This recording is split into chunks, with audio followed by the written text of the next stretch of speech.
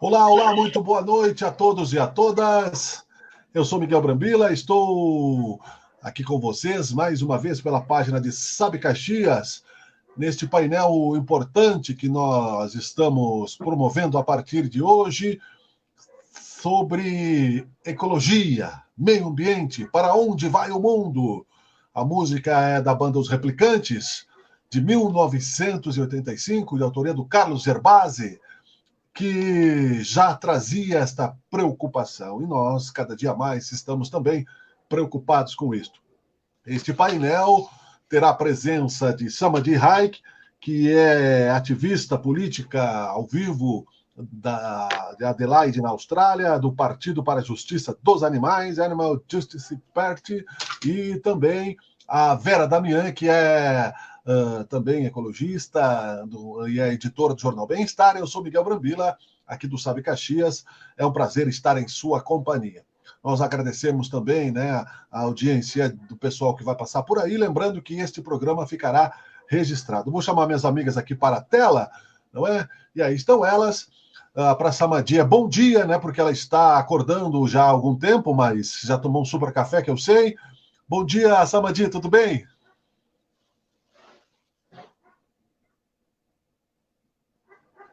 Demora para chegar no outro lado do mundo a mensagem. Acho que ela. Eu acho que ela travou na live. Bom, boa noite, Vera, tudo bom? Boa noite, boa noite. É um prazer estar aqui com você. Que legal. Eu vou retirar a Samadhi, vou colocar ela de novo, porque eu acho que a imagem dela está congelada. E nós vamos falar sobre esta questão toda, né? Que é meio ambiente, né? Estava tudo bem até começarmos a live. Começamos, ela travou aqui, mas enfim. Vera, eu vou contextualizar aqui a nossa realidade toda. A Samadhi já vai entrar novamente. Nós temos aqui os grandes problemas ambientais a nível mundial que devem ser resolvidos até 2030. Entre eles, né, alguns deles, segundo a ONU, não é? A adaptação e mitigação às mudanças climáticas, a proteção dos oceanos, os problemas de poluição e seu impacto na saúde, a transição energética e as energias renováveis. Né? Ainda temos outras questões aqui, o modelo alimentar sustentável, proteção da biodiversidade, o desenvolvimento urbano e a mobilidade sustentável. São muitos os pontos e muitos os problemas que nós temos que resolver. Como você está vendo esta realidade toda do nosso planeta, Vera? Eu até estava procurando aí um material sobre a Agenda 21, né? Agenda 21, Uhum. Agenda 21 Eu vou foi te uma botar em solo na tela aqui. Pode mostrar. Agenda 21 foi uma agenda que começou a ser construída na ECO 92, começou a ser construída enquanto um documento na ECO 92, e ela foi publicada ali na virada do século, né, como uma agenda para o mundo neste novo século. Todos esses problemas que você acabou de elencar aí estavam contemplados dentro dessa Agenda 21, inclusive com todas as estratégias previstas já para que as crianças que chegasse na educação das novas gerações, ou seja, das crianças, né? Mas infelizmente o que a gente viu foi uma questão desandada, assim, então, e a gente não viu mudança.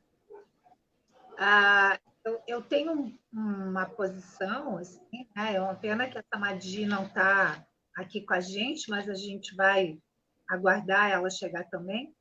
Mas a minha posição em relação a essa pandemia é que ela pode, apesar assim, de todo o transtorno, de todo o incômodo, de toda a desgraceira que ela está trazendo, ela é uma grande oportunidade para a humanidade fazer uma virada nessa forma de viver que é absolutamente insustentável, absolutamente. Boa noite, Samadhi. Olá, estão me ouvindo agora? Sim, sim. Então, eu estava comentando que só para te realinhar, que a gente teve a Agenda 21, né, que foi a agenda que foi publicada para esse novo século e que era para ter sido implementada pelas diferentes nações do mundo e que não foi implementada. E que eu tenho um posicionamento sobre esse vírus, que apesar de toda a tristeza e todo o transtorno que ele está causando, ele representa uma grande oportunidade para a humanidade fazer uma virada nessa forma de viver absolutamente insustentável que a gente vem levando nos últimos 200 anos, desde o início da Revolução Industrial, mais especificamente, né? E então é isso, assim, como eu vejo que a gente agora está tendo uma grande, grande, grande oportunidade e que a gente, se não agarrar e abraçar essa oportunidade como uma forma de repensar o jeito de viver e o jeito de se relacionar com os outros seres humanos e com os animais, com as plantas e até com os próprios minerais, a gente certamente não vai ter outra oportunidade de poder revisar isso tudo, não na condição de um planeta possível, sabe? É verdade. Samadi. Sim. Você quer que eu fale um pouquinho sobre o assunto? Eu Isso, para tenho introduzir. uma introdução. Bom, a introdução é: nosso planeta está muito mais destruído do que as pessoas têm a noção de que estão. Graças a Deus, hoje em dia, a gente tem a internet que está fazendo com que a informação chegue a gente sem os filtros, sem as pessoas que estavam tentando barrar essa informação há muitas décadas da gente. Mas, infelizmente, agora já chegamos num estado que, se a gente não fizer algo imediatamente e drástico, a gente não vai ter um futuro passando de 2050. É muito mais grave. Eu tenho vários dados aqui que a gente pode entrar neles rapidinho, só para dar uma ideia de qual a dificuldade, de qual os maiores problemas, mas a única coisa que eu quero dizer é que a informação que a gente estava tendo até hoje não é a realidade. Os maiores causadores dos problemas do planeta não são exatamente o que estão sendo divulgados. E o motivo é sempre o mesmo, né? O motivo é sempre dinheiro e poder. Sempre. Que impede essas informações de chegarem aos nossos ouvidos. Mas, graças a Deus, agora está chegando, não só na forma de social media, internet, documentários maravilhosos. A gente tem que agradecer ao Netflix demais, porque a informação que chega por eles sem ser filtrado pelas grandes corporações é fantástico também.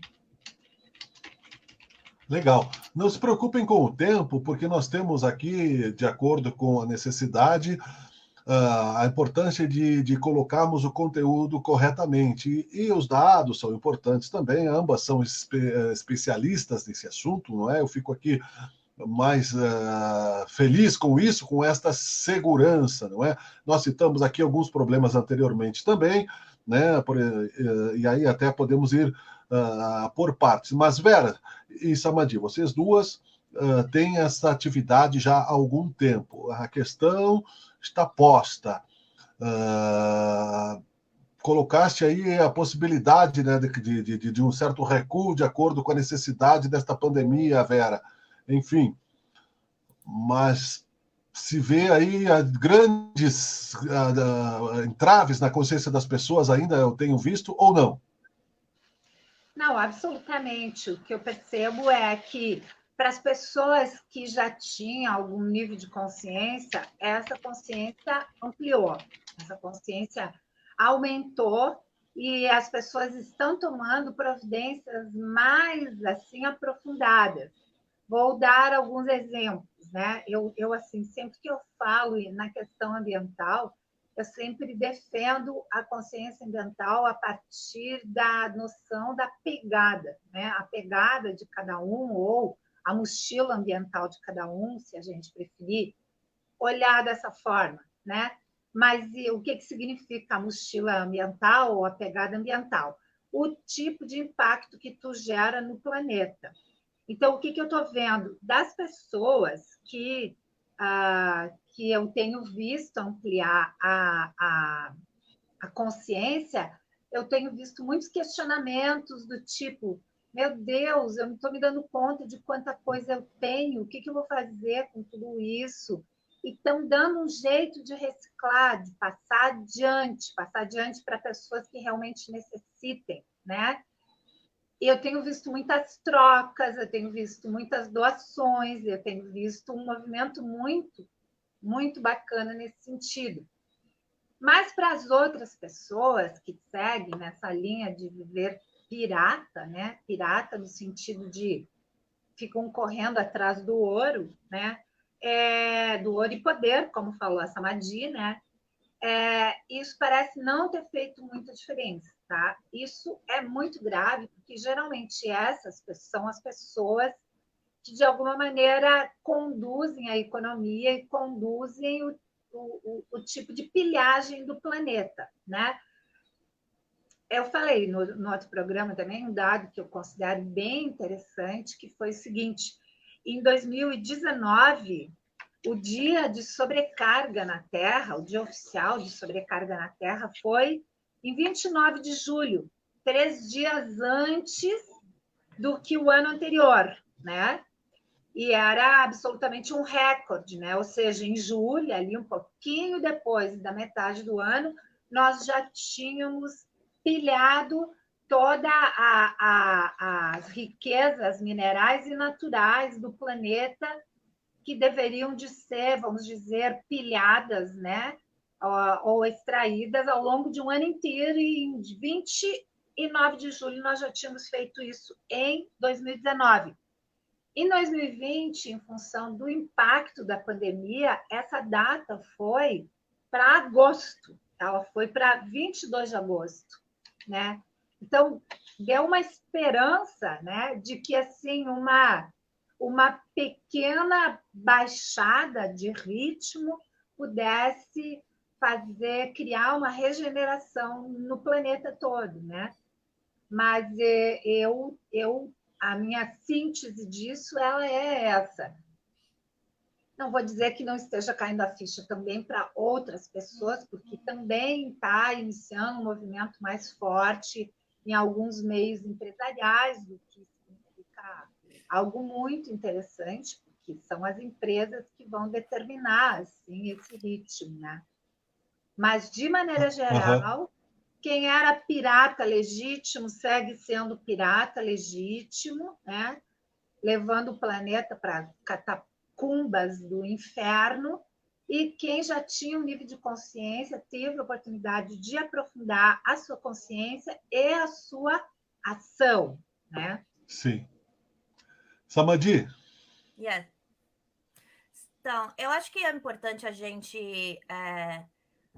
ir um passo atrás e explicar para as pessoas qual é o problema com o meio ambiente. Eu acho que tem muita gente falando de ecologia, falando de meio ambiente, mas não tem muita gente explicando quais são realmente os problemas com o meio ambiente. E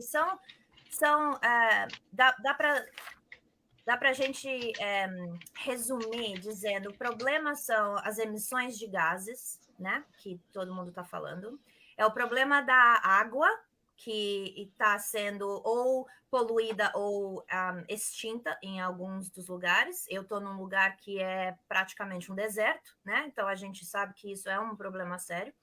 Tem o problema da terra, que está sendo completamente devastada, né? Tem o problema da poluição em geral, não só dentro da água.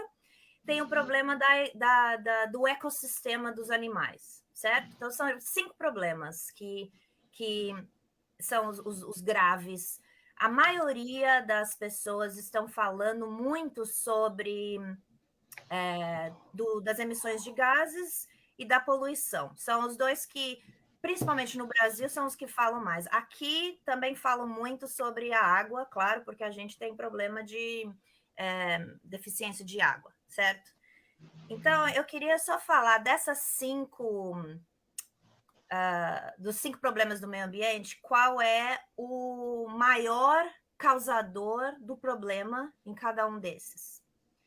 Do gás, da emissão de gás. O maior emitor de gás do planeta, dos gases que são ruins para o meio ambiente, certo? Que seria o gás carbônico e o metanol, né?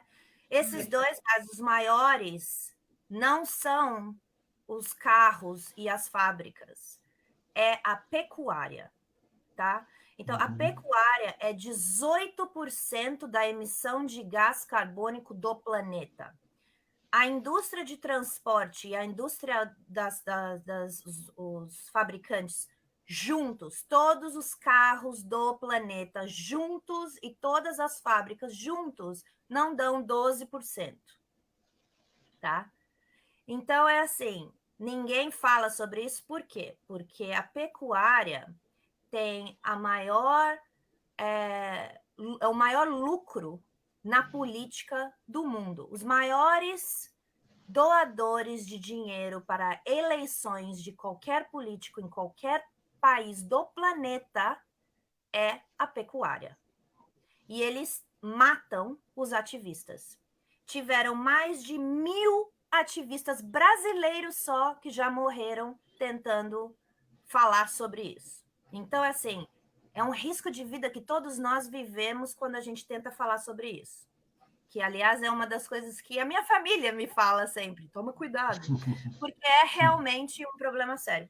Isso é só um dos pontos, tem 5, certo? Na água, vamos falar de água.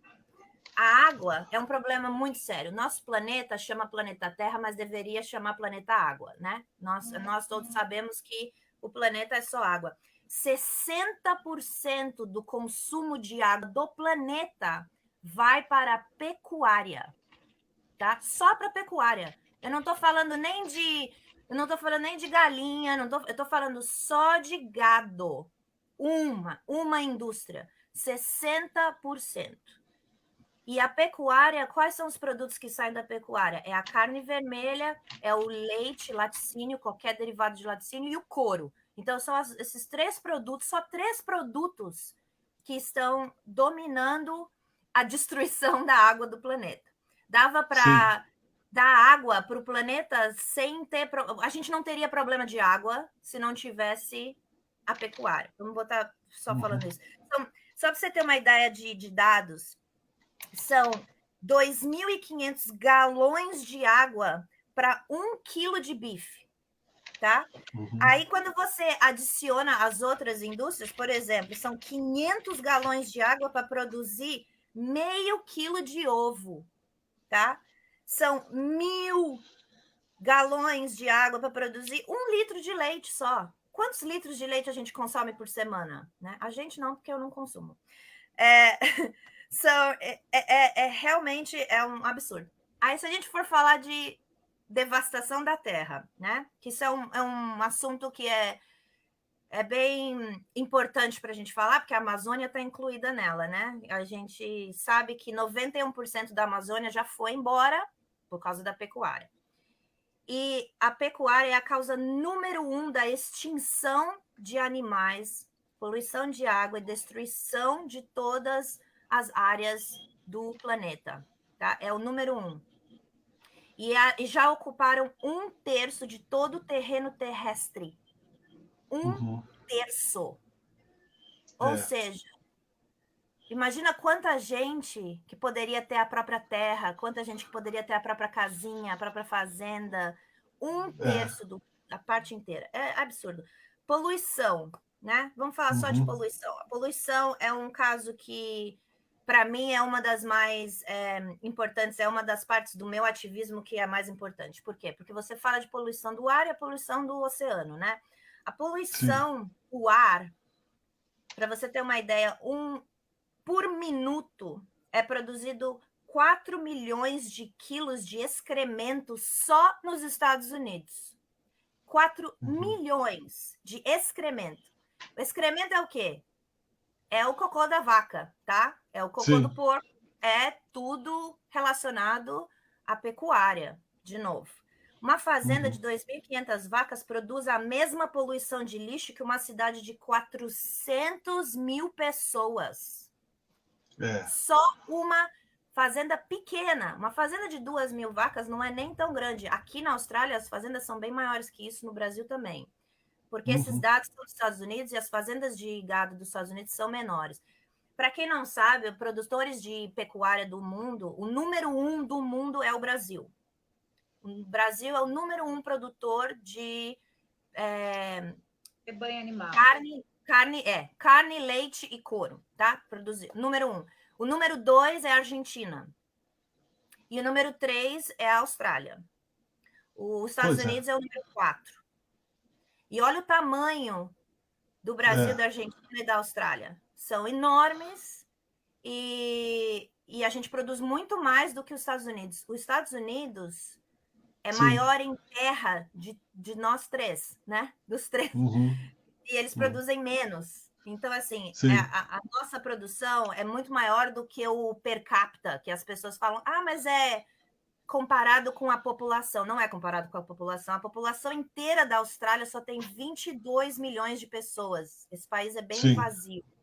E nós somos o número 3 de produtor de gado. É tudo para exportação, claro, né? A gente sabe disso.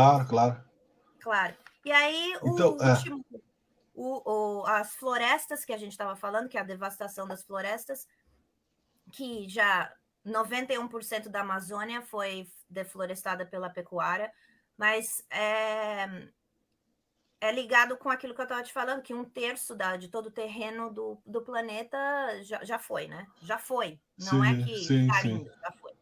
E aí, quando a gente fala no último ponto, que o último ponto é a rede, né, a ecologia, os animais, a cadeia alimentar, ou qualquer coisa que vocês queiram chamar, né?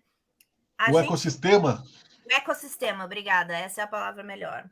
Para mim, desculpa as palavras, mas é que eu estou pensando em inglês e traduzindo na minha cabeça, porque eu já estou aqui há 20 anos e é difícil falar português agora.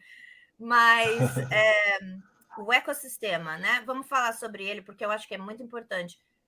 98%, vou falar de novo, 98% dos animais selvagens já entraram em extinção, já foram. A gente só tem 2% que sobrou, certo?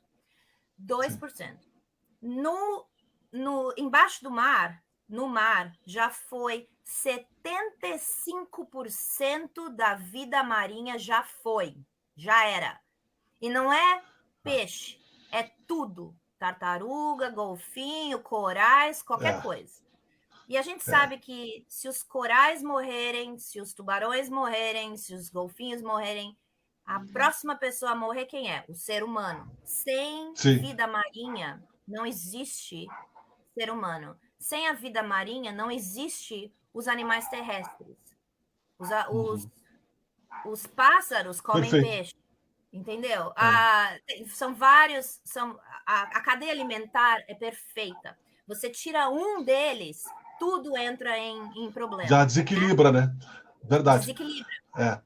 Desequilíbrio já está tão grande, que os cientistas estão falando que em 2048,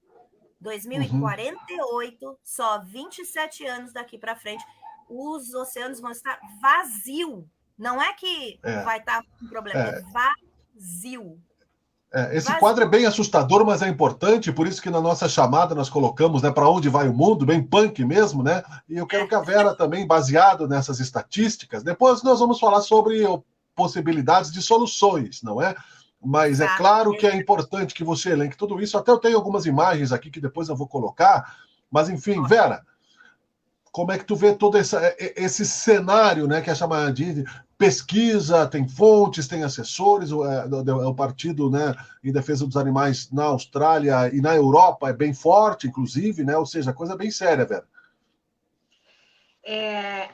Eu acho super bacana saber que também do outro lado do mundo as pessoas estão defendendo veementemente, né? Aí tu trouxe a questão do Brasil. Outro dia eu participei de um programa aqui e a gente estava falando sobre a fome no mundo, porque o grande argumento né, dos ecochatos que vem dizer, mas como é que vai alimentar esses 7 bilhões de pessoas?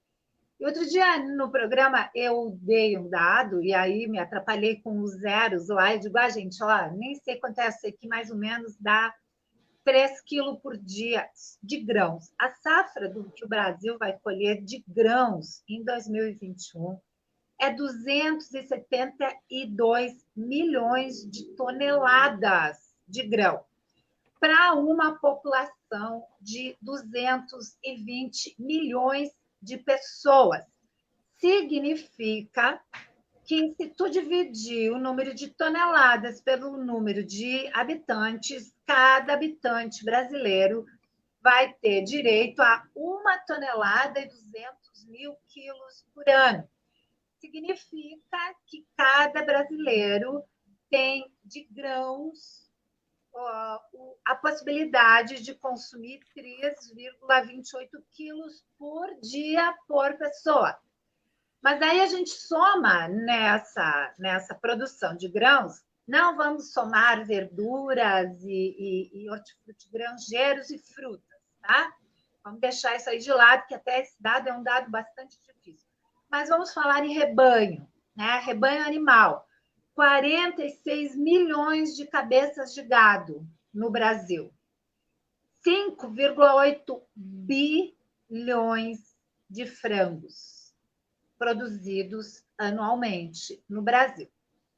E aí a gente tem um dado aí de um mundo com quase 1 bilhão de pessoas passando fome, né? E mais alguns bilhões aí vivendo num limite muito, muito estreito entre a sobrevivência e a fome mesmo, né? Então, primeira coisa, vamos desconstruir esse discurso de que toda a produção animal é para alimentar os seres humanos. Não é, né? Não é. A parte de toda a crueldade contra os animais, que isso aí vem dentro de um discurso vegano, né? A gente está falando aí de uma população imensa de animais e de derrubadas de florestas, de queimadas de cerrado, no caso brasileiro, né? E de queimadas de caatinga para a produção de alimentos para os animais, né? Que, incompreensivelmente, não se consegue nem entender aonde que vai esse consumo todo. De qualquer maneira, a gente, de novo, vamos voltar para a pandemia. Essa pandemia, a parte dos entendimentos que as pessoas tenham de que isso é uma guerra química, né, como acredita o presidente do Brasil, mas alguns cientistas também acreditam. Foi um acidente de pesquisa que esse vírus se disseminou, tá? Tem gente que acredita nisso, né? De qualquer maneira, o que a gente pode considerar? A gente pode considerar que todas as epidemias dos últimos tempos no planeta, elas são resultantes da devastação ambiental, né? Então, se elas são resultantes da devastação ambiental, é uma devastação ambiental que está sendo derrubada, é uma floresta que está sendo derrubada para plantar comida, para alimentar gado, para alimentar frango, para alimentar porcos, né? Então, assim, de novo, naquela ideia da mochila ecológica, a conversão energética desse processo todo é absolutamente negativa. É absolutamente negativa. Negativa no sentido de gasta-se muito mais energia, mas infinitamente mais energia do que recebemos de volta com o alimento que vamos consumir, quem consome, no caso, né? Mas gasta-se muito mais energia do que se recebe no retorno. Então, não tem sentido. Não tem sentido. Vamos fazer, vou fazer um exemplinho bem básico aqui, bem fácil de entender. Imagina que tu tem uma floresta de araucárias, tá? Tu pode colher nessa floresta de araucárias algumas milhares de toneladas de pinhão por ano, né? Uma floresta viva, uma floresta de pé. Tu pode colher milhares de toneladas de pinhão por ano. O pinhão é extremamente proteico, é cheio de vitamina, tem amido, né? Ele tem quase tudo que o corpo precisa, né? Tu pode colher esse pinhão todo ano, né? Tu colhe, tu converte, tu te alimenta, tu continua. E a floresta está lá e tu continua, e tu está bem alimentado. Daí vem um louco e resolve baixar a floresta para botar gado, ou então para botar soja, para alimentar o gado, para te comer. Como assim, gente? Sabe? Como assim? Né? Por que vai fazer todo esse processo? Aí tu precisa, aqui na região, por exemplo, é um animal a cada 2 hectares, entende? Verdade. Então, por ano, tu vai ter, ao invés de tu ter as tuas milhares de toneladas de pinhão colhidas espontaneamente, tu vai ter uma cabeça de gado no lugar de todo aquele pinhão, por exemplo. É verdade. Para trazer um exemplo. Sim. Bem legal. Um abraço aqui, ó, do teu irmão aí para você, Samadi. Beijão enorme, Sandro. Sandro Reich, músico super legal, que esteve no Resenha Pop. Aliás, eu aconselho que você assista, né? Porque foi uma super entrevista, super didática também. Eu vou rodar um trechinho aqui de um material que nós temos, só para dar uma contextualizada. É da TV Justiça, mas a gente vai poder entender um pouquinho do que está acontecendo no mundo.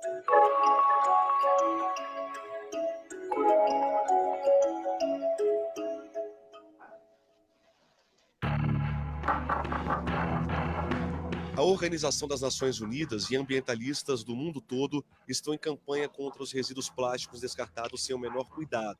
Os dados da ONU são assustadores. Todos os anos, 8 toneladas de plástico entram nos rios e oceanos, destruindo a vida do mar e outros ecossistemas. No programa desta semana, vamos mostrar os desafios que o mundo enfrenta com a degradação ambiental. Você também vai conhecer as conquistas importantes para a preservação dos recursos naturais. O que mudou? Tem gente reciclando até papel que embala cimento. O que dizem as leis sobre os resíduos sólidos? O meio ambiente por inteiro já começou. Nós estamos agora... Aí já mostra um pouquinho, né? Genial. Umas imagens, né? Plástico? Com certeza.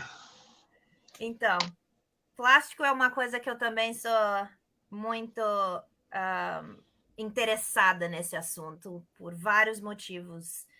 Obviamente, é uma conversa muito na moda agora, né? Então, e eu não acho que isso seja um problema. É genial que está entrando na moda, não tem problema. O problema é que está entrando na moda o quê? Vamos parar de usar canudo. Vamos reciclar os plásticos e as garrafas. Genial. Temos mesmo que fazer tudo isso. Certo. Completamente certo. Mas eu quero só falar de quais são os plásticos que realmente estão dentro do mar. Então, quando você abre a barriga de uma baleia e você acha 50 toneladas de plástico dentro da barriga da baleia, e ela morreu por causa disso, né? O que é esse plástico dentro da barriga dela? 50% do plástico que está dentro da barriga dela é realmente esse lixo que a gente produz e que a gente joga fora e não recicla. 50%. O que é o outro 50%? São os resíduos da pesca. É rede, é corda, todos esses materiais de pesca legal e ilegal, mas muita pesca legal, a maioria. É o peixinho que você come ali é o seu bacalhauzinho, é o seu camarão, então a sua lulinha ali na praia com a caipirinha. É essa comida que está matando o resto dos bichos que está poluindo os animais no oceano, tá? E que está poluindo o oceano em si. E aí o que acontece? uma das coisas que ninguém fala sobre ecologia, que eu acho que é muito importante a gente educar as pessoas, é que, claro que é importante reflorestar, claro que é importante árvore, claro que nós precisamos de árvore, mas as baleias e os golfinhos e esses animais maiores do oceano, eles limpam o meio ambiente, eles transformam o CO2 em O2 também. As pessoas não falam sobre isso. Só que por causa do tamanho deles, é o equivalente a 20 vezes mais do que as árvores. 20 vezes mais. Então, 80% do oxigênio do planeta, 80% do oxigênio do planeta não vem de árvore, vem dos animais marinhos, tá? Agora a gente fala o seguinte: 100% das mortes que acontecem no oceano são causadas por humanos hoje em dia, tá? Foi já 75% da vida marinha eliminada, como eu falei antes. Por quê? Por causa de toneladas e toneladas e toneladas de pesca. Quando a pessoa pesca, quando esses barcos que vão pescar, eles não são aquele carinha com a varinhazinha pescando, tá? Eles põem aquelas redes que tiram toneladas. É o equivalente a 4.000 estádios de futebol por minuto que é tirado do oceano. Quando eles fazem aquilo, é um arrastão. Eles tiram peixe, golfinho, corais, tartaruga, baleia, tubarão, tudo. Tudo, só para tirar o peixe. Daí você vê que tem... aqui, aí no Brasil não existe tanto, mas aqui do lado de cá, que a gente está muito do lado da Ásia, e vocês têm que pensar que a maioria da população do mundo está na Ásia, né? Se você pensa China, você pensa Índia, você pensa Japão, você pensa tudo isso, um dos maiores comércios aqui, que é multimilionário, é a barbatana do tubarão. A barbatana do tubarão é considerada uma comida exótica e eles já eliminaram de 80% a 90% das espécies de tubarão do planeta. Tem 10% só de tubarão no planeta. Sabe o que acontece se a gente eliminar o tubarão? A gente acaba com a cadeia alimentar. E aí, o que acontece? É só um dos bichos, tá? Tem todos os outros. Fala aí, Vera, vamos fazer as pessoas pararem de comer comida do mar, pelo amor de Deus. Vocês podem se interromper, tá, meninas? Não, eu ia comentar que a história da barbatana de tubarão, ela agora me faltou a palavra, mas ela é para aumentar o vigor masculino, né? O vigor sexual masculino.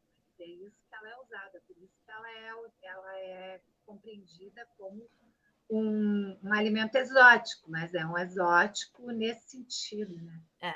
Mas não é comprovado cientificamente. Na verdade, não tem zero comprovação de que é verdade. É só a fama.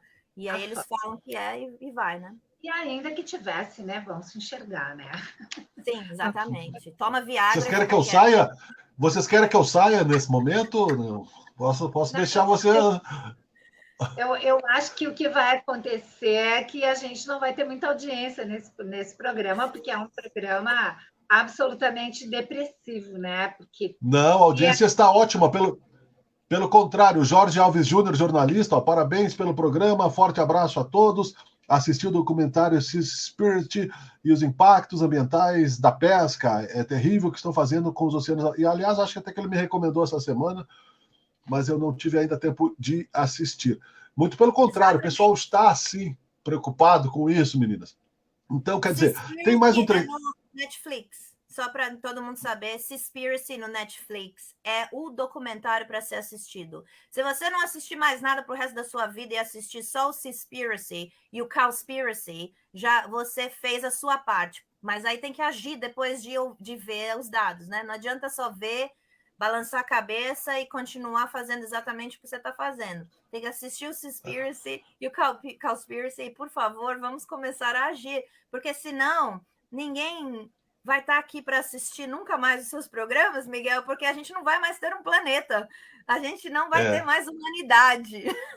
É muito sério. Eu estou sorrindo e rindo para dar uma aliviada na conversa séria, como a Vera está falando, porque se a gente for ficar com a cara séria, vai todo mundo ficar deprimido e chorar aqui, mas a real é muito sério. A Vera tirou o óculos antes, eu achei que ela ia chorar ali, porque ela já estava, né, Vera, emocionada, mas, enfim, são anos de batalha, né? Você está nessa batalha há muito tempo já, né? Com o Jornal Bem-Estar também, né, Vera?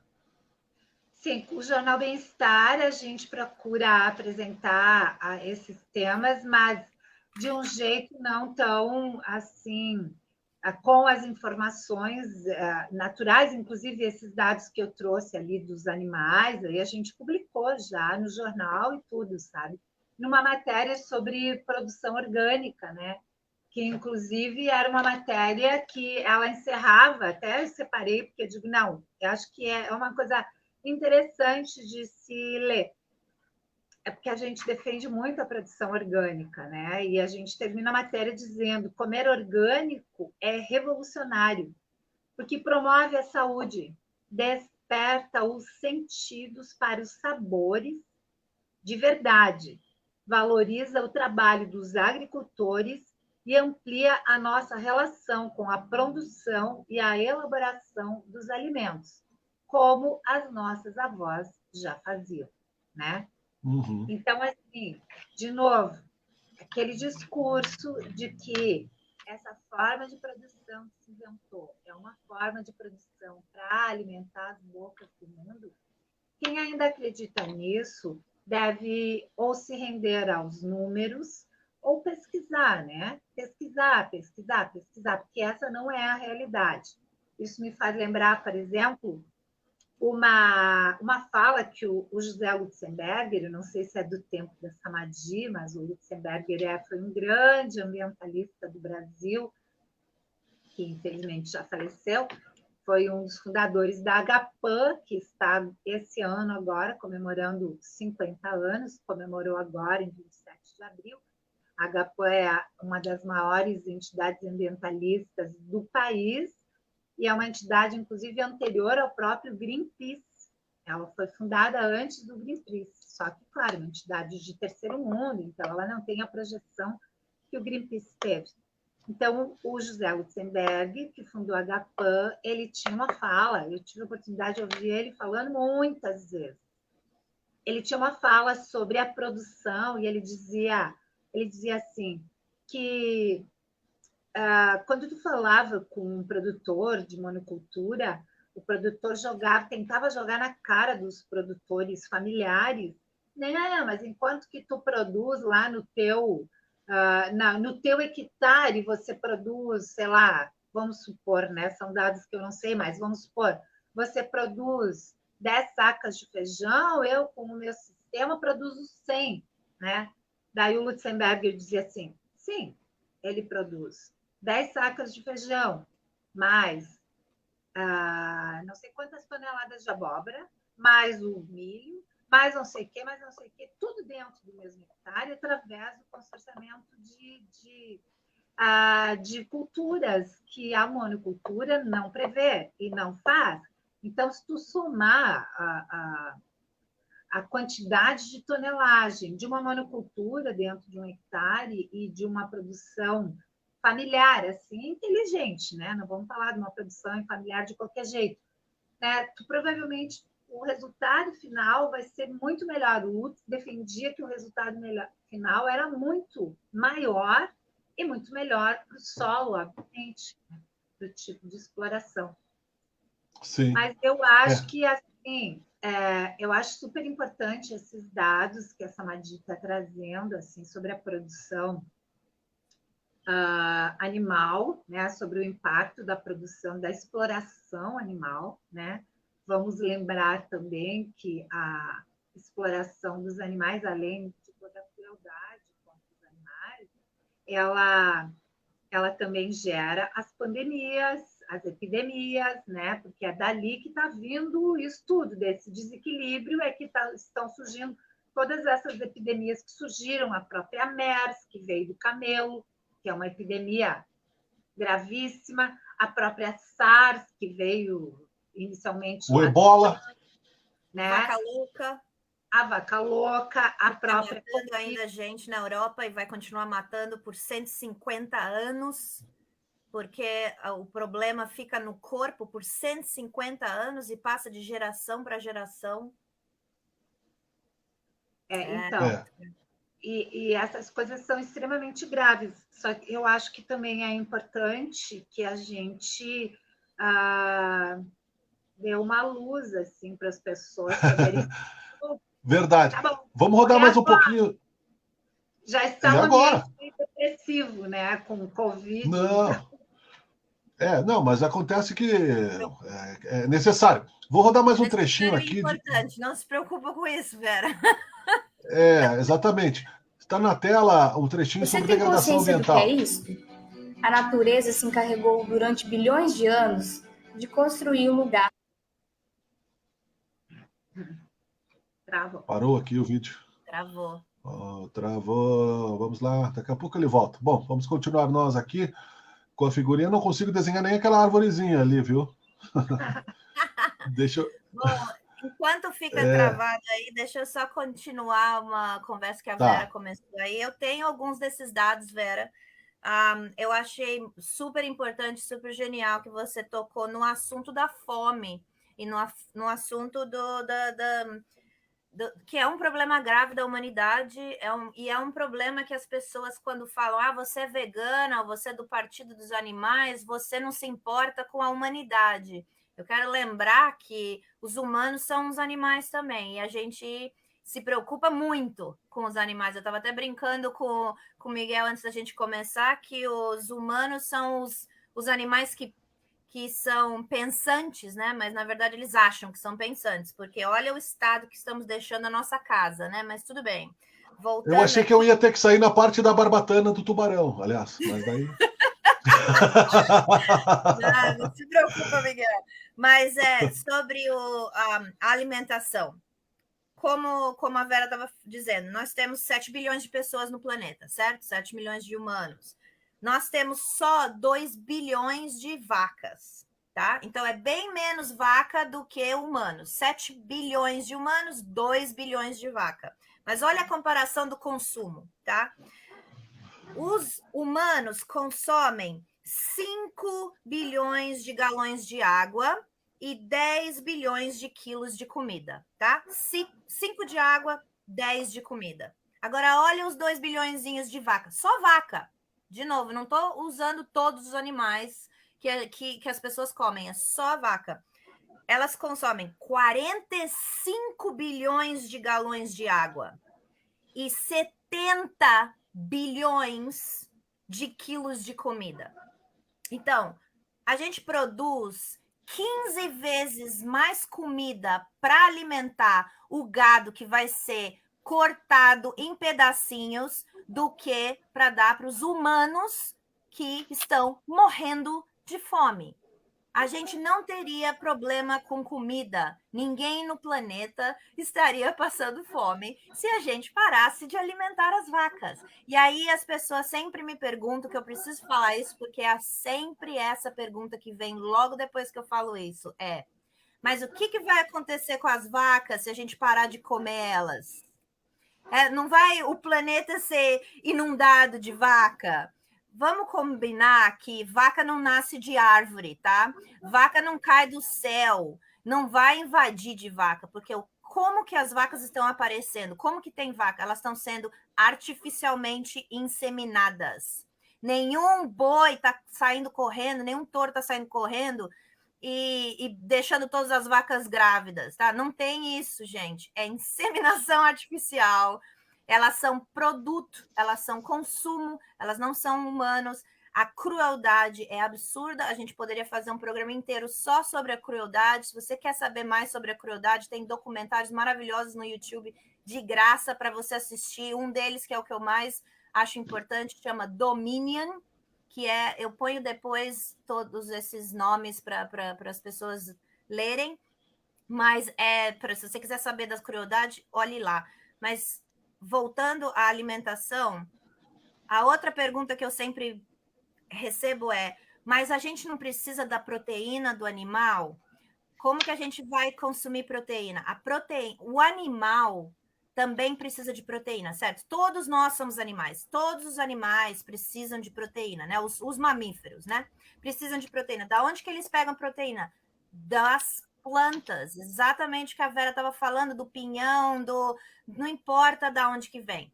São das plantas. Então, essas comidas todas, esses 70 bilhões de comida que a gente está produzindo e dando para os animais, é exatamente a mesma proteína, os mesmos nutrientes que a gente precisa. Só que daí, eles comem, eles digerem, vai para a corrente sanguínea, vai para a carne, e daí a gente come de carne. Então, a gente está comendo proteína já digestida, né? Digerida, né? Proteína que está vindo com todas as doenças e todos os problemas e todas as gorduras que o animal tem. E aí é isso que está causando colesterol, câncer, ataque do coração, infarto, todas essas doenças. De novo, investigue, pesquise, dê uma olhada. Não estamos falando coisa que a gente está inventando. Isso são dados da Organização Mundial de Saúde, todos esses Verdade. que é importante falar. O elefante, o búfalo, né, são todos vegetarianos, né? Agora, viu, não há a possibilidade, se não for pelo estímulo do homem, das vacas dominarem o mundo, porque não tem touro no baile funk também, a gente nunca viu, tá? Tem alguns aí, né? Mas Vera! Esse papo todo da Samadhi me lembrou a Índia, né? Eu estive na Índia uns anos atrás, e na Índia é como a Índia, a vaca é sagrada, né?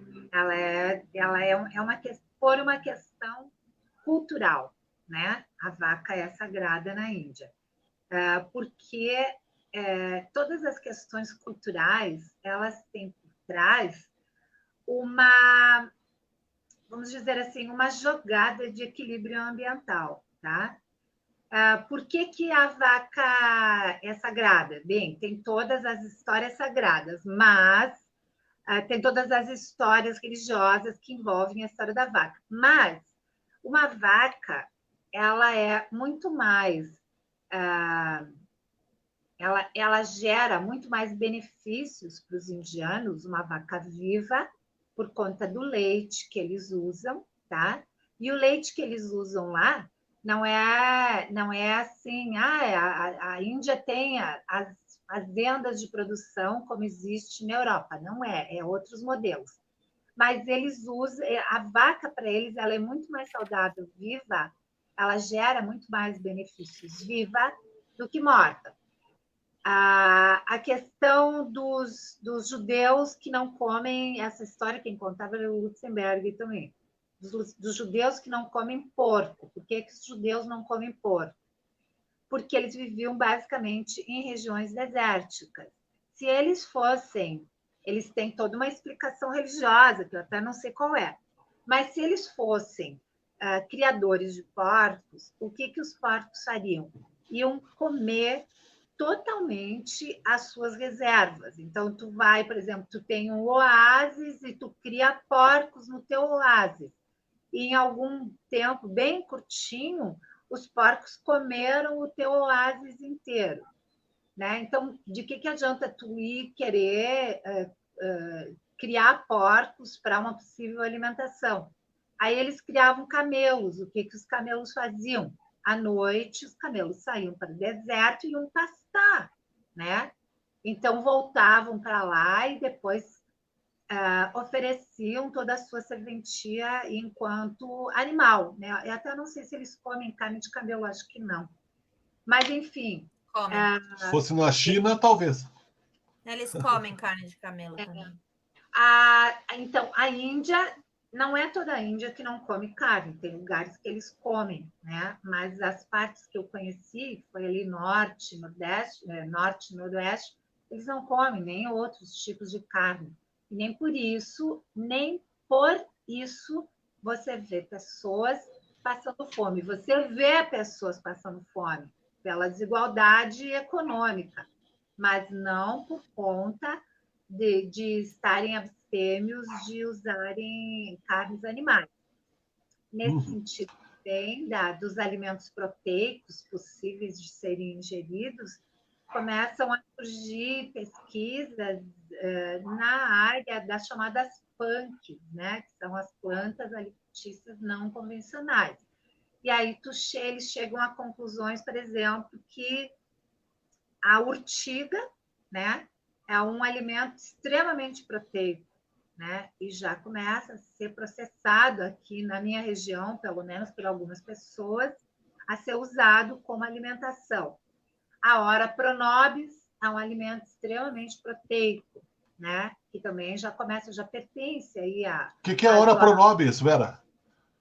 Ora pronobis é uma planta, é uma espécie de uma trepadeira com espinho, que tem uma florada magnífica e uma folha maravilhosa, cheia de proteína, que tu vai lá, despenca, lava e come como salada, ou então tu refoga, ou então tu faz. E são alimentos, tanto aquela que eu falei antes, né, que é a urtiga, e essa Ora pronobis são alimentos com altíssimo valor proteico, são alimentos que começaram a ser estudados, né? Alguns alimentos já foram estudados. Então, na verdade, falta um pouco mais de pesquisa. E vontade política, né?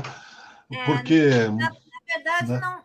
Ó, desculpa interromper e... Infelizmente, eu vou ter que desconcordar com você, Vera, num pouquinho aqui, tá? Porque pode ter a percepção de que falta muita pesquisa, mas não falta pesquisa, tem muita pesquisa. O que falta é propagar essa pesquisa e fazer essa pesquisa ficar disponível para todo mundo. Mas, na verdade, tudo que vem das plantas tem uma porcentagem de proteína. Até arroz tem proteína, tá? Só que a quantidade é que muda. Tudo que a gente já come tem proteína. Se você come batata, tem proteína. Se você come carboidrato, tem proteína, mas é bem menos do que se você comer algo verde, que tem muito mais proteína. Se você comer algo que vem dos grãos, se você comer amendoim, tem muito mais proteína. Se você comer feijão, grão de bico, lentilha, todas essas coisas têm proteína. O grande arroz e feijão brasileiro é cheio de proteína, na verdade. Se você comer arroz, feijão e batata, você está comendo proteína, tá? Então, aquela ideia de você tem que comer arroz, feijão, batata e uma proteína é ilusório, porque não, você já está comendo, tá? Mas eu só queria voltar naquela história da Índia. Samadhi é meu nome, né? O nome vem do sânscrito, vem do brahmanismo, que é onde veio o hinduísmo e o budismo. Essa área da Índia é uma paixão minha. Eu ainda não fui lá, infelizmente, mas eu quero muito ir. Mas, sim, eles não comem carne, a vaca é sagrada por causa de... eles acreditam que você reencarna na vaca. É por isso que eles não comem a carne, eles não comem vaca. Mas é só os hindus. Então, a Índia hoje em dia tem muito muçulmano, muito muçulmano, e eles não têm problema nenhum em comer qualquer coisa, né? Moveu, eles comem. E o problema do leite, eu não vou entrar muito nesse detalhe, eu vou falar bem rapidinho, porque eu quero mesmo voltar para a área de ecologia, da conversa da ecologia, mas eu preciso, não vou aguentar ficar aqui sem poder falar isso, que mesmo que você está tomando leite da vaquinha ali no teu quintal, a mimosa que você ama e trata com carinho, existem 3 tipos de proteína no leite da vaca, né? É a IGF-1, a proteína acídica e a caseína, né? São as 3 proteínas que você encontra no leite da vaca, que são proteínas para transformar o bebezinho da vaca em 15 meses numa vaca de toneladas, né? E a gente põe isso no nosso corpo num bebezinho que vai demorar 18 anos para ficar do tamanho normal e não vai ser 1 tonelada, né? Mas, enfim, tirando essa parte, essas três proteínas, elas são, na verdade, tóxicas para o corpo humano, tá? Então, a IGF-1 foi já considerada a coisa número 1, né? Número 1 de causar diabetes, câncer, principalmente de mama, de ovário e de próstata, doença cardiovascular, problema no sistema imunológico, puberdade antecipada e desequilíbrio hormonal. A acídica é o que causa a osteoporose nos humanos. E a caseína são câncer de novo, doença nos rins, artrite, asma, problema digestivo, principalmente no intestino, doença de Crohn, esclerose múltipla e dá seio nos homens. Resumindo. Você quer comentar, Vera? Queijinho. Não, eu acho importante a gente... Chocologismo. Não, é que eu conheço, né, toda essa, claro, não no nível de profundidade que tu estuda, que tu acompanha, né? Mas eu conheço, sim, essa descrição de todos os malefícios, né? Eu, por exemplo, não posso tomar leite, eu adoro leite, eu nem posso tomar leite por questões de intolerância mesmo, até porque no Brasil não existe leite, né? É uma coisa branca dentro de uma caixinha ou no máximo dentro de um saco plástico. E sim, eu conheço essa história e eu acho que está correto essa colocação em relação a esses subprodutos animais. O detalhe é que tem algumas culturas que elas vão levar ainda muito tempo para prescindir do uso, né? Por exemplo, a cultura indiana, ela vai levar muito tempo para prescindir do leite, né? Porque ele está muito arraigado. Assim como, possivelmente, os alemães vão levar muito tempo ainda para prescindir dos chouriços, os italianos dos salames, né? Então, nesse sentido, o movimento vegano que acontece hoje em todo mundo, e eu acho que ele é super interessante no sentido de sensibilizar as pessoas a tal ponto que as pessoas daqui a pouco não vão mais conseguir ficar tão à vontade de ficar ingerindo essas coisas. Como, por exemplo, uma comparação, e eu gosto das comparações, porque aí fica mais fácil de entender, como ocorreu no Brasil com relação à questão de cigarro, né? A gente está falando aí de 20 anos atrás, quando, eu não me lembro bem os dados, mas era assim, tipo, 38% das pessoas, dos adultos no Brasil, eram fumantes, e aí começou a ficar tão brega a história de cigarro e tão restringido que hoje deve estar em torno de 12% de fumantes no Brasil, e parece até estranho tu ver pessoas fumando na rua, a gente sai de perto, tu tá num parque, a pessoa está fumando, sai todo mundo de perto, porque ninguém acha que deva ficar se poluindo por conta das vontades dos outros e tal. Então, eu acredito. Agora, a gente volta lá para o início da conversa toda. Vamos ter tempo para isso, né? Sim, bem tranquilo. Olha, eu acho que a gente tem tempo sim, porque o problema é o seguinte, tem tempo se a gente agir agora, se a gente parar de pensar, um dia eu mudo. Vamos pensar o seguinte, eu adoro as analogias que você está fazendo, Vera, porque eu também adoro fazer analogia e contar as historinhas, porque é bom para ilustrar, né? E ajuda a gente a fazer a conexão, né? Então eu vou também tentar fazer uma ilustração. Meio punk, mas vamos lá, a gente já começou com a música punk mesmo. Então, se você tivesse o diagnóstico de um médico dizendo para você: da próxima vez que você botar uma carne na boca, você vai morrer, tá? Se te falassem isso, você pararia de comer carne? Tem dois tipos de pessoa.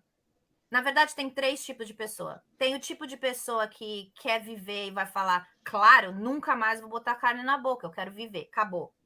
Tem o tipo de pessoa que vai falar, tô nem aí, já vivi, já curti minha vida, já não tô nem aí se eu morrer hoje ou amanhã, eu vou curtir e vou comer a carne, certo? E tem a terceiro tipo de pessoa que vai falar, tudo bem, vou parar de comer carne, mas aí no domingo, na casa do amigo, no churrasquinho, vai dar aquela mordidinha, dar aquela... só um pedacinho, só dar uma provadinha, só pôr o gostinho na boca, né? Tem esses três tipos de pessoa. Se você colocar a correlação disso ao nosso planeta e ecologia, essa analogia que eu fiz é real. Se a gente continuar comendo carne, tomando leite, comprando couro e comendo comida do mar, a gente não vai mais ter planeta, a gente vai morrer e vai tudo acabar, certo? Certo.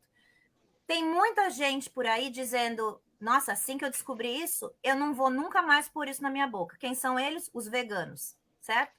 Quem são as pessoas que estão, mas só um pouquinho aqui, só um pouquinho ali? São os vegetarianos, são os pesquetarianos, tem aquele monte de nome ridículo que inventaram, que na minha opinião são todos ridículos, desculpa se eu estou ofendendo alguém, mas terraplanistas. Mim, são desculpas de, eu quero ajudar, mas eu quero continuar não ajudando. É o cara que quer ficar dando aquela testadinha e aquela... Tudo bem, respeito isso, é a sua vontade, é o seu corpo, é a sua vida. Mas as suas ações não estão impactando mais só você, só o seu corpo, só a sua saúde. Estão impactando o planeta inteiro. Quando você dá só aquela, eu só como carne de domingo, você só está matando o planeta de domingo. Você só está abusando a vaca de domingo. Você só está destruindo o seu corpo e tendo problemas de saúde que você vai ter de domingo, entendeu? Então você está realmente...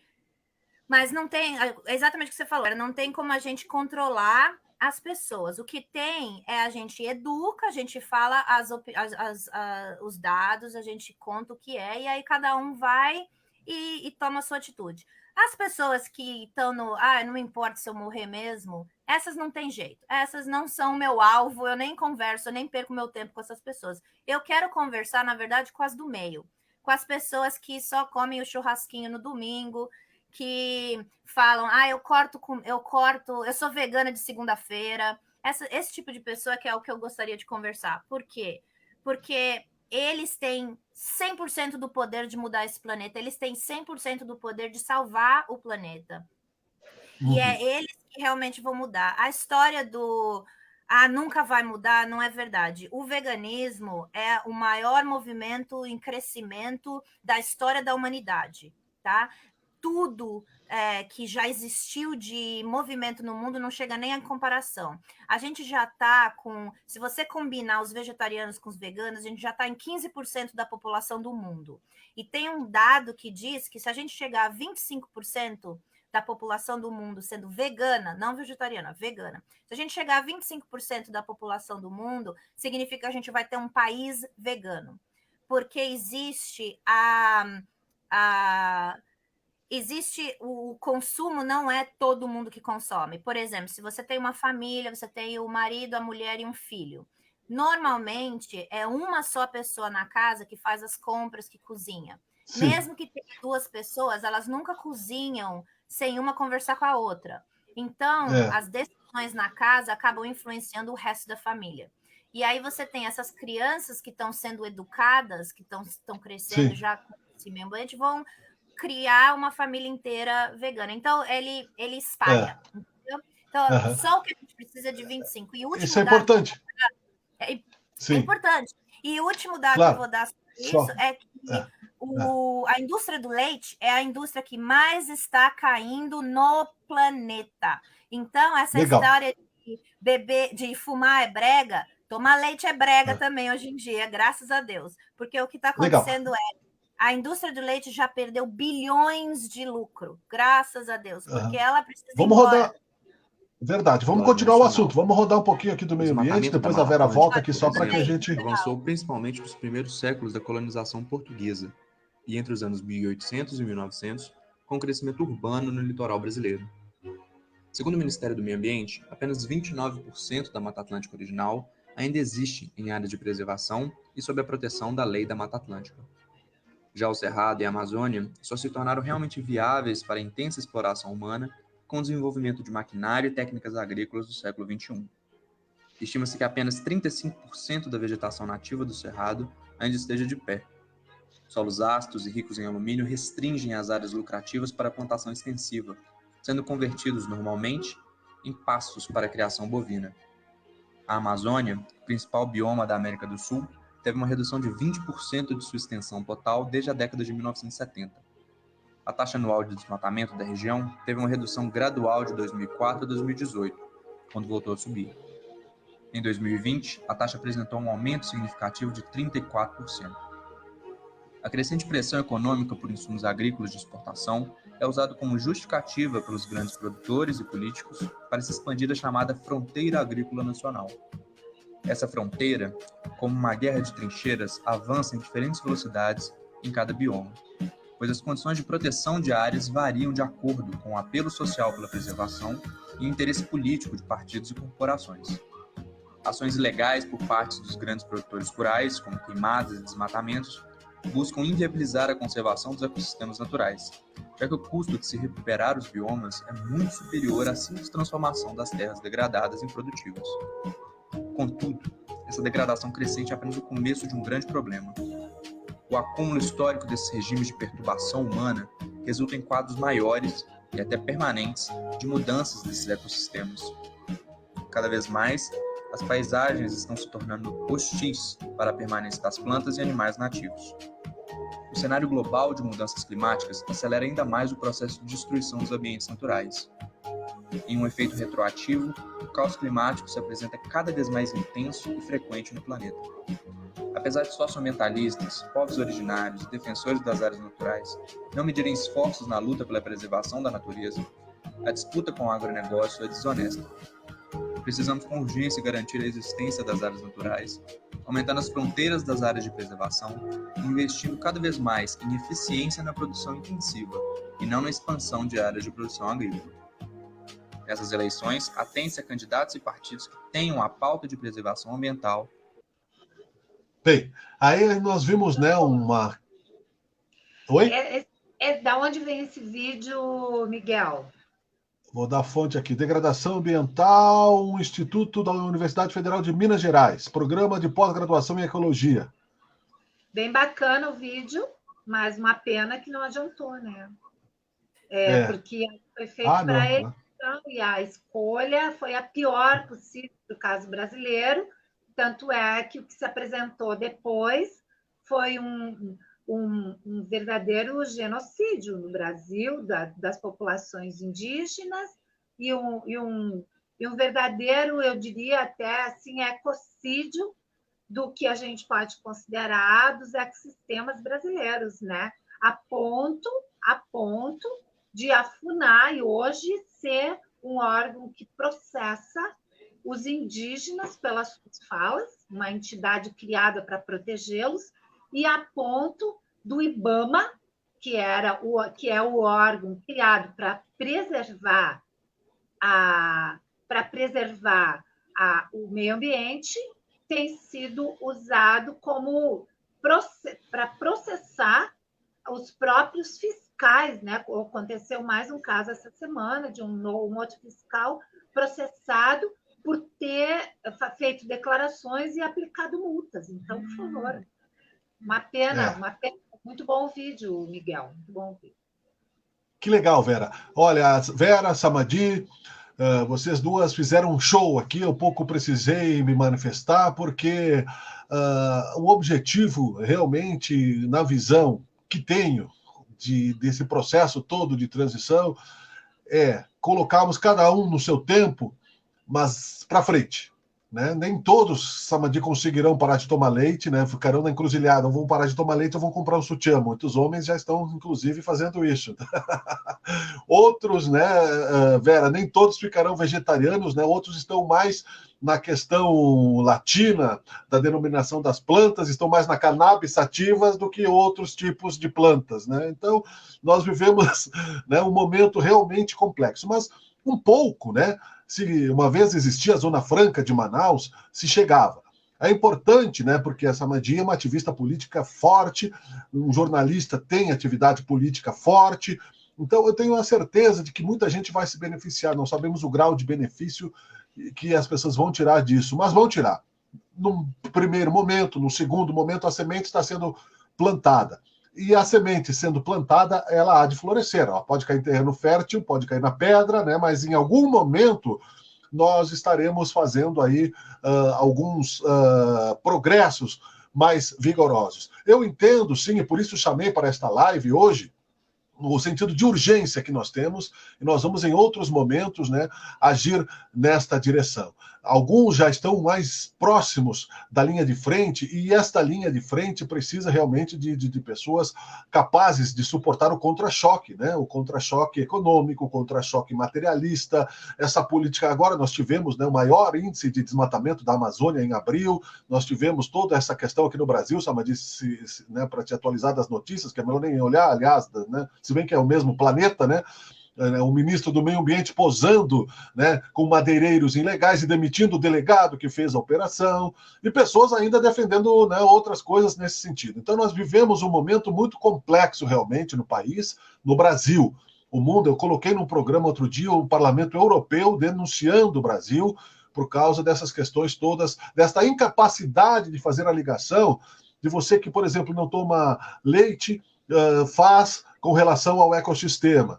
A Vera, que é vegetariana há muitos anos e que também tem, né, uma relação importante nesse sentido, as pessoas não conseguem fazer essa relação no sentido de usar a máscara no Brasil.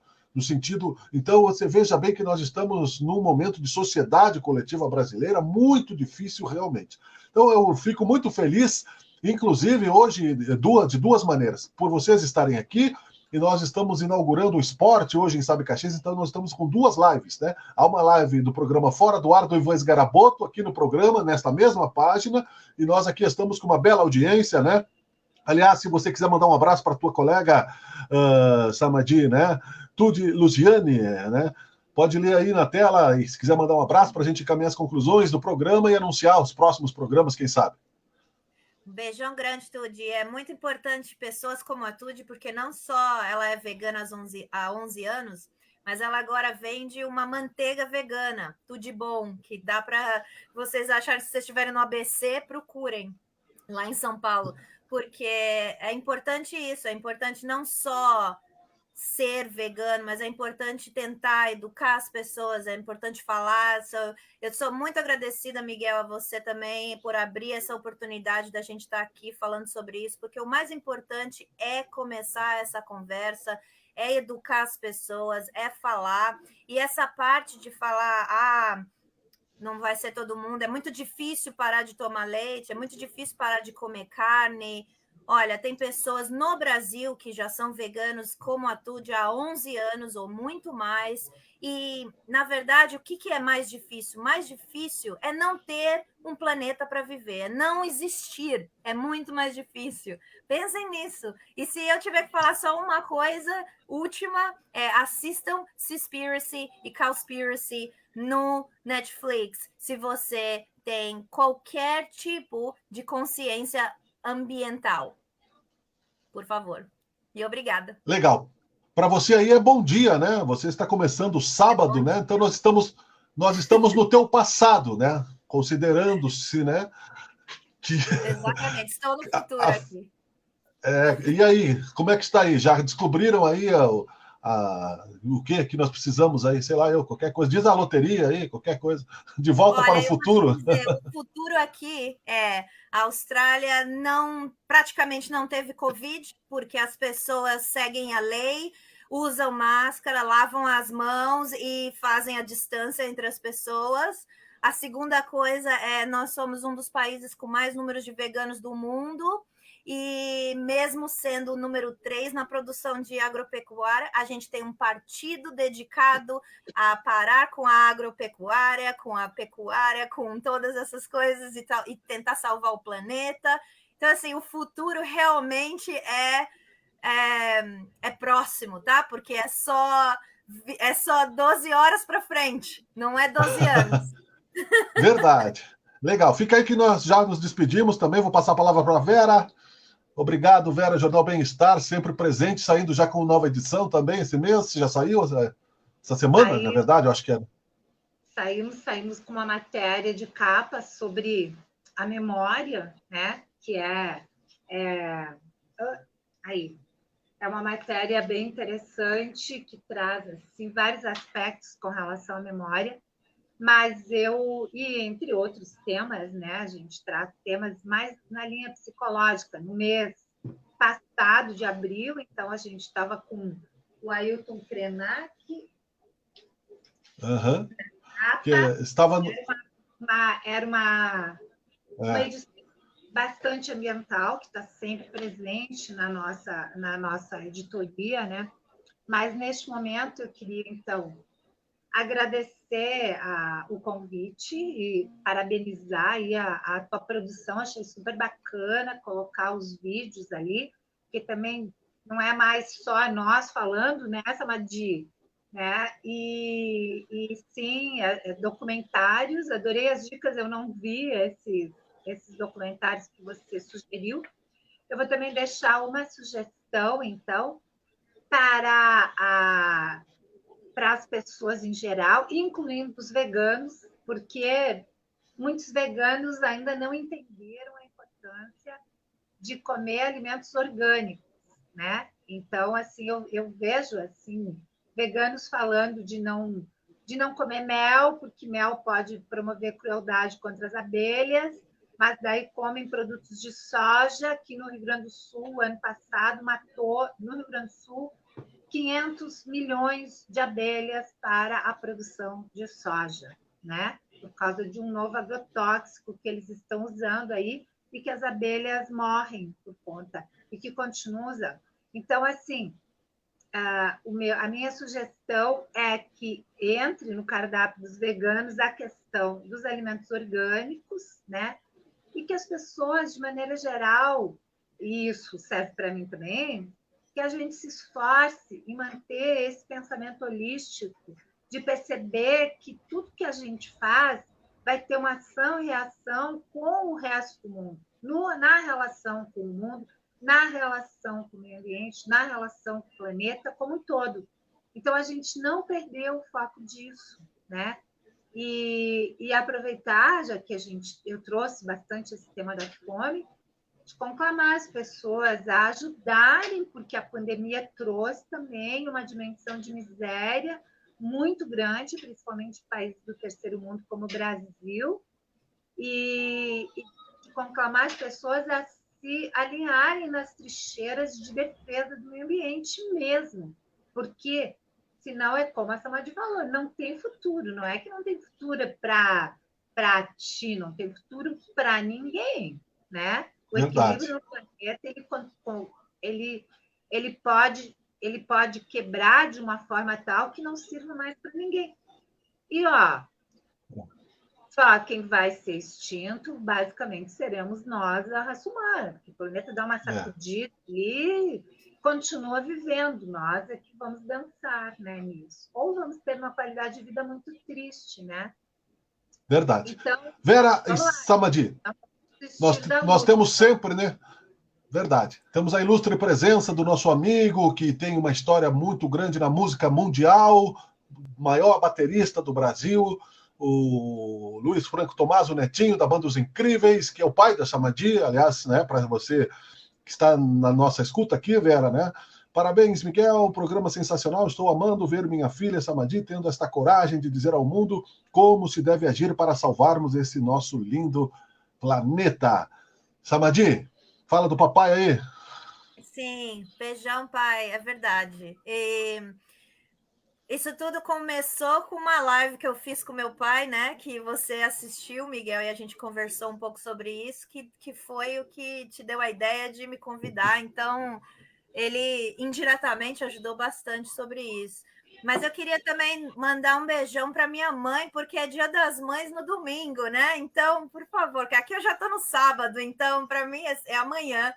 Quero também mandar um beijão para minha mãe. E um feliz Dia das Mães antecipado. Né? O nome dela, por favor. Sandra Hayek. Sandra Hayek Tomás. Legal. Ela é a verdadeira Hayek, porque os Hayeks vêm dela, né? Que legal, uma honra conhecer essa família toda, né? Entrevistei. Agora falta só a Sandra para entrevistá-la aqui, né? Como é que foi administrar essa família toda, né? A minha preocupação é que sábado está chegando, tomar banho com esse frio de 8 graus aqui, 5 graus, já é complicado, né? A Vera está aqui. Economiza água, pelo menos. Exato, só que eu vou te falar de novo que o consumo de água do planeta de tomar banho é só 2% da água do planeta e 60% vai para a vaca, tá? Só para lembrar de novo, que toda vez que você toma, se você parar de tomar leite, você pode tomar quantos banhos você quiser e por quanto tempo você quiser. Pensei que tu ia dizer que estando frio não precisa tomar banho, que a gente é autolimpante. Não, aí você me contradisse, né? Obrigado, Vera. Obrigado, Samadhi. Um abraço a todas. Obrigadão. Beijão. Valeu. Hare Krishna para vocês. Fiquem com Deus. Nós estamos encerrando aqui o nosso programa Green Live. Voltamos a qualquer momento, a gente divulga por aí. Obrigado, Netinho. Obrigado, Sandro. Obrigado, Jorge Alves Júnior. Toda a turma que estiveram por aí, né? Os replicantes. Para onde vai o mundo?